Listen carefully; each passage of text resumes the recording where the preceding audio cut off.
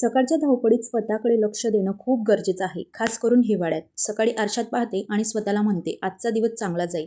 सकाळी मस्त उठल्यानंतर, फ्रेश झाल्यानंतर मॉइश्चरायझर आणि लिप बाम लावणं खूप गरजेचं आहे. त्यानंतर थोडा वेळ देवांसाठी, कारण मन शांत झालं की सगळं आपोआप जुळून येतं. देवपूजा वगैरे केल्यानंतर सगळ्या ज्या गोष्टी आहेत ना, त्या खूप सुरेख आणि क्रमवार चालत असतात. त्यानंतर मग स्वयंपाक. घरचं अन्न बनवताना व खाताना मनात समाधान असतं. आज मी फ्लावरची भाजी बनवणार होते. त्या अगोदर गार्गीला दूध दिलं आणि तिचं खेळणं जरा चालू होतं. तोपर्यंत मी डिटॉक्स वॉटर जे होतं ना, ते पिऊन घेतलं. हे बीट आणि आवळ्यापासून बनवलेलं आहे. याला मी स्टोअर करून ठेवलं आहे, म्हणजे दररोज लगेच काढून पिता येतं. गार्गीचं खेळणं चालू होतं, तोपर्यंत माझी भाजी देखील झाली होती. आणि इथं मी वाटाणे आणि मस्त फ्लावरची भाजी कोरडी केली होती. खरंच खूप छान झाली होती.